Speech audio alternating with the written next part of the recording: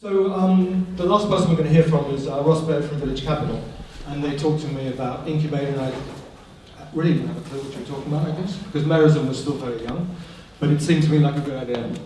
And it was only when we started thinking about doing this for real, and we've just kicked off the first Village Capital in Europe 2 weeks ago, 2.5 weeks ago, now, that the whole of Venture Labs came together. The realization that actually we could do a lot more than just Village Capital, but we could do some deeper education as well. Anyway, Ross, Village Capital. Thank you, Stephen. So we've heard a lot tonight about getting ventures ready for investment. And I come from an investment background. I've worked with a fund called Grey Ghost Ventures for about the past 4 years that makes investment in impact enterprises around the world. Before that, I worked for a startup in Hyderabad, India, that was making loans to low-cost private schools in slum areas. So I've been on the enterprise side, I've been on the investing side, and one of the things that we see over and over again, one of the most relevant things that I've heard tonight is what Stephen said, that capital is not the problem. There is a lot of money swirling around looking to put it into high-impact companies.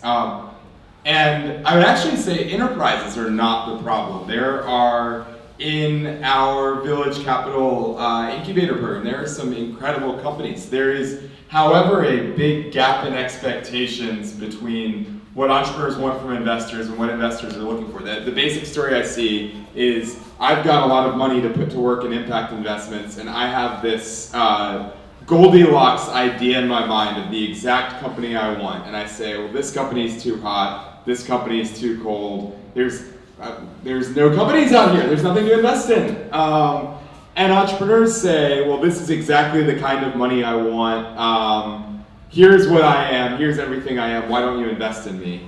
And then there are no investors, because there's no one who fits this exact criteria that I want. And this is the story we see over and over and over again.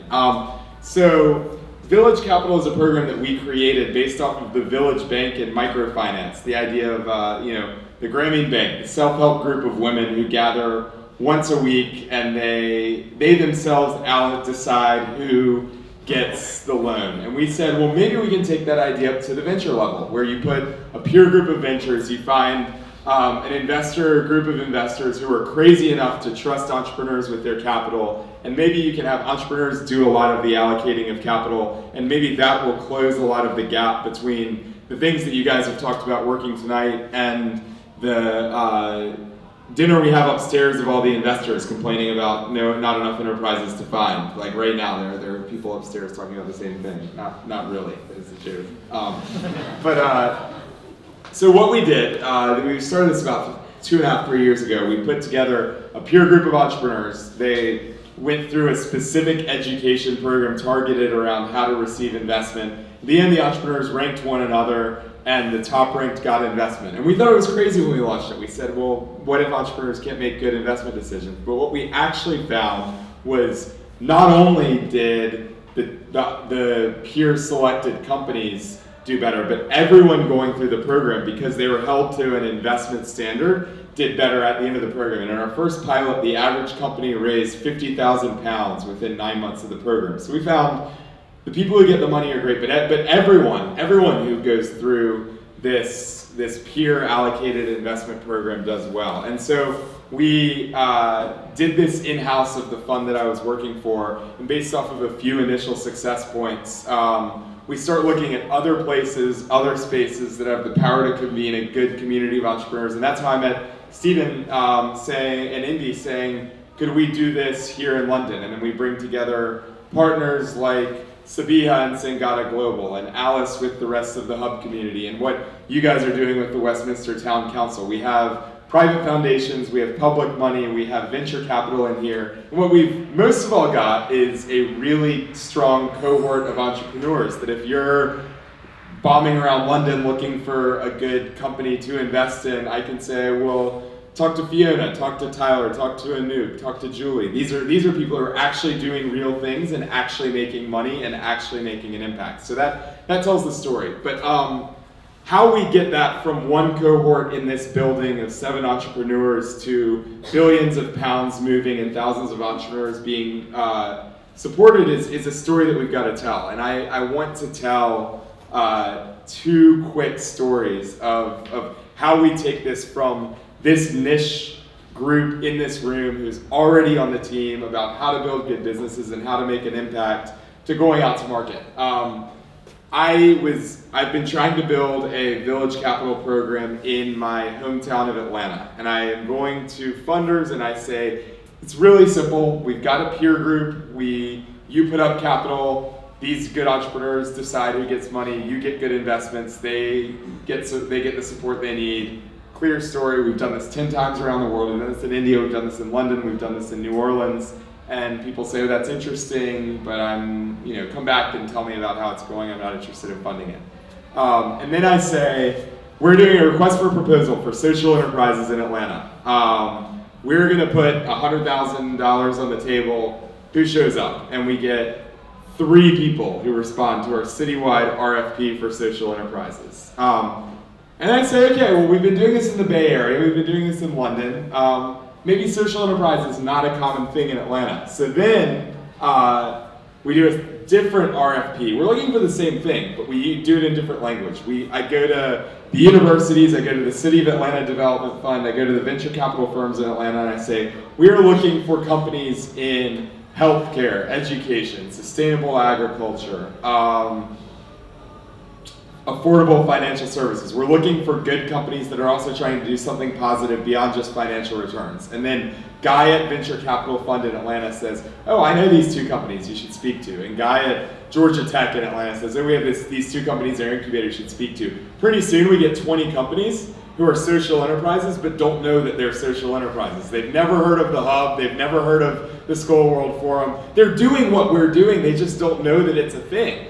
So then I go to these companies and I say, well, what if we did this program? There are these other companies who are kind of like you. And the entrepreneur's response is pretty uniformly, I didn't know there were other people like me. Like, sure, where do I sign up? So then I go back to the same people I talked to and said, I didn't say we're doing this like inspiring entrepreneur program, blah, blah, blah. I said, we're gonna do this program. These 20 companies have said they're going to apply. Do you want in? And they said yes in approximately 45 seconds. They said, these are really interesting companies. So we raised $100,000 in about a week once we had a list of real enterprises doing really positive things. A third of the money came from the City of Atlanta, a third of the money came from private foundations, and a third of the money came from venture capitalists who just wanted first look at interesting companies. And I think that is the story we need to tell. We need to say, these are real companies doing real things that get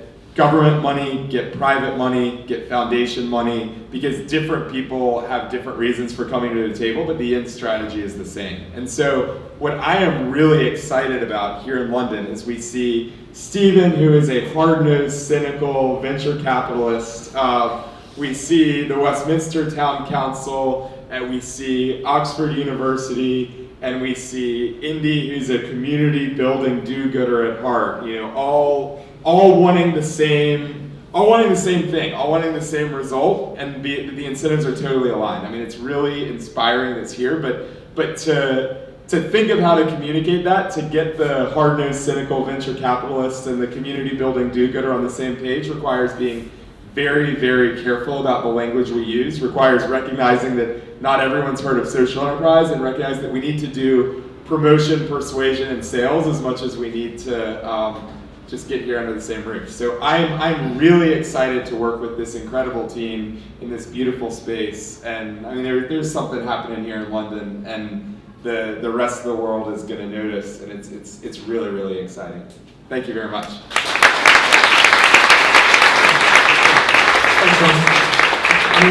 Almost certainly you got the description of being indeed mixed up, actually, didn't you? He's the hard nose. Yeah, exactly. You're the do-gooder. Okay, I don't know about you, but I'm really hungry. I just want to say a couple of things very quickly. First of all, some thank yous. Firstly to Mike from Westminster City Council, and from Matt, also from Westminster City Council.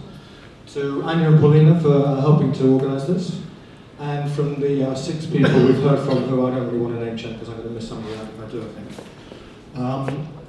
Hub Venture Labs is, we're building a platform here. We're building a platform to create deal flow. and we're doing something that allows us to work with partners, as you've heard from 6 other people. And we're not doing it out of altruism. Actually, we're not doing it out of practical empathy, which someone told me about yesterday, which is actually a much better term. But we're doing it because actually we are investors and we want better deal flow. But in doing that, and in demanding better deal flow, we want to help everybody build better social businesses and support impact entrepreneurs. And the other 2 people I should thank are Indy and Alice, Hub Westminster, without whom Hub Venture Labs wouldn't happen, really. So thanks very much. Thank you all for being here. Have some food and some wine.